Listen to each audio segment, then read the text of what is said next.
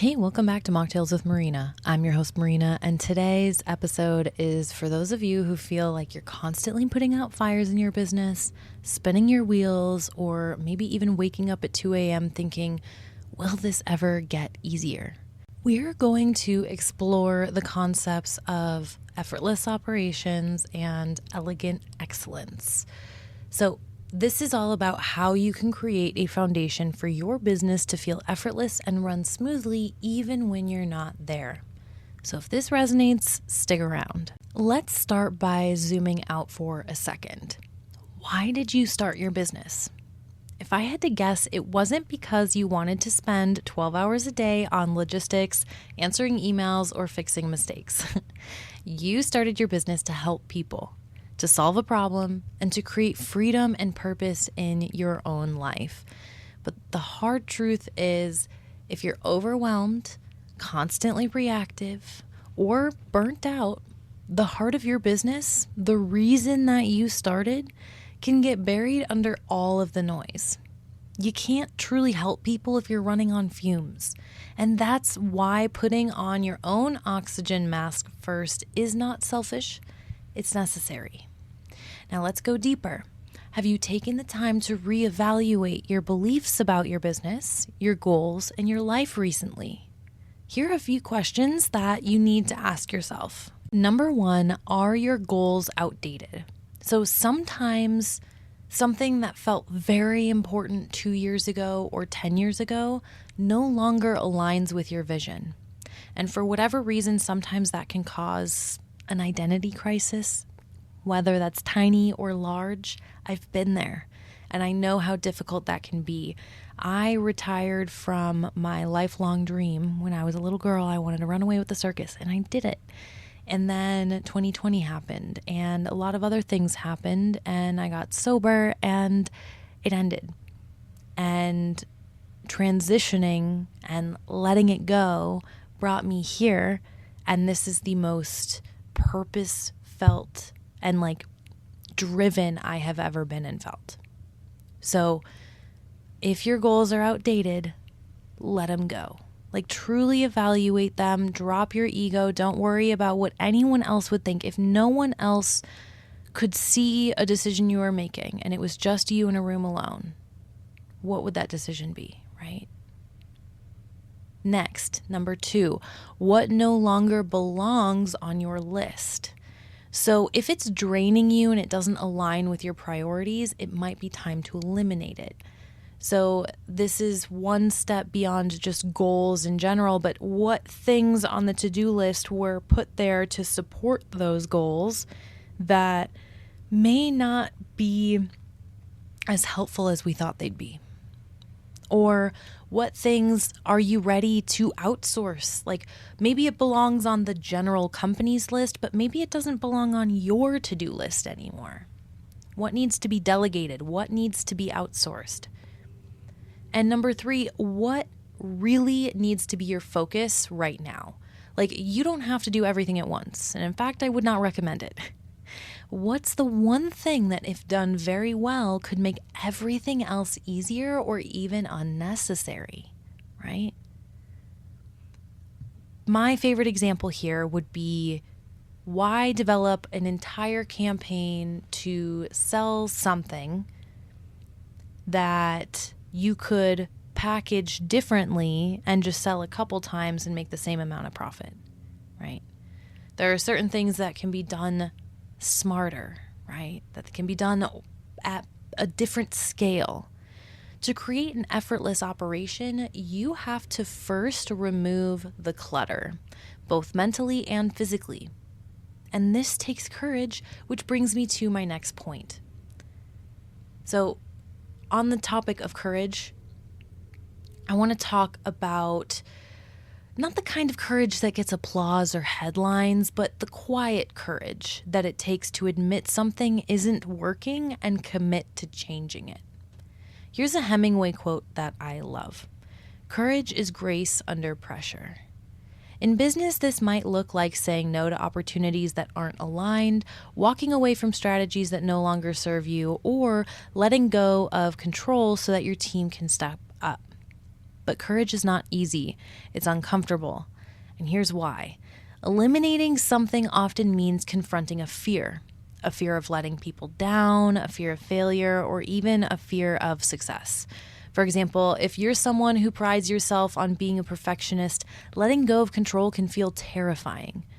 But every time you hold on to something out of fear, you're slowing down your progress and therefore your growth. So you've got to ask yourself, what am I afraid of letting go? Where am I holding on to control where I could delegate? And what's one thing I could eliminate today that would free up time or energy? Courage isn't about doing everything perfectly. It's about taking small intentional steps towards what actually matters. And that is what leads us to habits. So taking those small steps one day at a time until it adds up to 30 to 90 days. Once we have gone through a particular routine for that amount of time, it turns into an actual habit. This is where you've actually built neural pathways. This is where your muscle memory kicks in. This is where you don't have to think so hard to get something done, right? So courage is just about showing up even though you have no idea what the day holds. You don't know what the answer is. It's funny how often when I am either inside of my group programs or I'm in my one-on-one retainers with some of our clients, and we're talking about how to be in meetings. So that's a question I often get, like, hey, how should I approach this meeting? Hey, how should I approach this proposal? Like, it's all about communication. And what's interesting that I always point out is that no one knows what they're doing, and we're all figuring it out. Especially, this is a non-alc podcast, so let's talk about, for a quick second, payment processors working on the fringe. That's always going to be difficult, always. So, it's not weird to have to ask about how, if you are, for example, a vendor in an event, yeah, you're going to have to ask about, so how does the payment processor work? That's not going to make you sound dumb in this context because we work on the fringe. CBD being sold on POS systems does not always work the same. Different states have different regulations. Different types of payment have regulation depending on where you're at. So there are all of these facades in our mind, really, but we all show up on the Zoom calls in our homes, right? So all of this being said, courage is about showing up and making sure that if you don't know something, ask a question. If you don't know how to, move forward, that doesn't mean that you stop your momentum. That just means you take a look around and see what other options, opportunities, or resources exist in order to help you move along your path. So all of that being said, let's dive a little bit deeper into those habit building processes, right? Because an effortless operation is not built in a day. It's built on those consistent, sustainable actions. So the science of it all is that every habit follows a cycle. So cue, routine, reward. Cue is what triggers your habit. Routine is what the action is that you are actually taking. And reward is the benefit of or the feeling that you get by administering the routine after the cue. So let's apply this to your business. So for example, if you get flustered every time your inbox overflows, that's your cue. The routine might be spending 2 hours responding to the emails instead of tackling high priority tasks. The reward is that maybe you feel relief temporarily, but in the long run, it adds to your overwhelm because you didn't get to those high priority tasks. So instead, what if you replace that routine with something more sustainable? So if the cue is the overwhelming inbox, have the routine be set a 30-minute timer, answer the urgent emails, and delegate the rest. And your reward will be the satisfaction of knowing you handled it without derailing your entire day. Oh, I know that I sure always block off a chunk of time on Mondays because, as a consultation and design and education firm, we do all of our work Monday through Friday, kind of whenever we feel like it, and also when we have meetings, right? And a lot of our clients work heavy on the weekends because we're service industry, right? And so that means on Mondays, I'm getting so many client emails that I have to get back to or throughout the weekend. And if I happen to work on the weekend, I don't like responding on the weekend because it sets a precedent and it upsets my own boundaries. So if I respond, I always set a timer to arrive 8 a.m. on Monday, right? So point of this is building these small little changes and looking at these little tiny micro steps in the process. If we update those and repeat that over time, that can absolutely transform how your business operates. One tool I love for this is the anchoring phrases. So these are short, powerful reminders that you can use throughout your day to guide your mindset. So for example, if you're feeling overwhelmed, you might repeat steady, confident, adaptable. These words anchor you to the version of yourself you want to show up as. But here's a caution. Don't use these phrases as an excuse. So saying something like, I'm not feeling steady, so it's okay to lash out. Like, that's not productive. Instead, just use the phrase to reset and realign, not justify. Okay? Steady, confident, adaptable. Just as an example, figure out what 3 words really resonate with you. What 3 words really make you feel like that? What 3 words really make you embody how you want to feel, right? Okay, let's get a little bit more personal. I want you to take a moment to think about the kind of person that you want to be in your business. Not just what you want to do, but how you want to show up. So once you find out what your 3 words are, even if they're not steady, confident, and adaptable, even if they're like empowered, wise, graceful, or fun, confident, warm, or vibrant, colorful, and peaceful, write them down. Write them somewhere visible, like on your desk, in your planner, as a phone background. These words are going to be your compass. They remind you of your why and they guide you to your approach each day. And here's the beauty of it. Your words can change with the seasons of your life. So what serves you now might evolve as your business grows, and that's okay. Use these words to guide your decisions, evaluate your habits, and even reset on tough days. And when things feel off, just ask yourself, am I living in alignment with these words? If not, what needs to change? So here's what I want you to take away from this short and sweet episode. The goal of effortless operations and this concept of elegant excellence, which, by the way, was coined by one of my original coaches. Her name is Hilary Rushford, and one of the biggest takeaways that I got from her was about how you really want to be really intentional about your business. Like, when it comes to the tone that you set, the tone of your emails, the energy you come to the computer with. Are you breathing? Is your breath short? Are you having a good time? Are you smiling? Is your posture good? Do you feel good? These are things you want to ask yourself as you're designing your business, because it is the actual secret code into your subconscious. So sometimes if you're unaware of how a decision is making you feel, you listen to your body and you look around and you ask yourself, is this how I normally act when I am happy or sad? And you may not know at first because maybe you're not observant or present with yourself or your world. But if you take time and practice this, you do start to become very familiar with your body signals and what it's telling you, because your intuition is key in business. Yes, there's a lot of science, but there's also a lot of intuition and gut that you have to go on in certain situations, and you want to be able to sharpen that.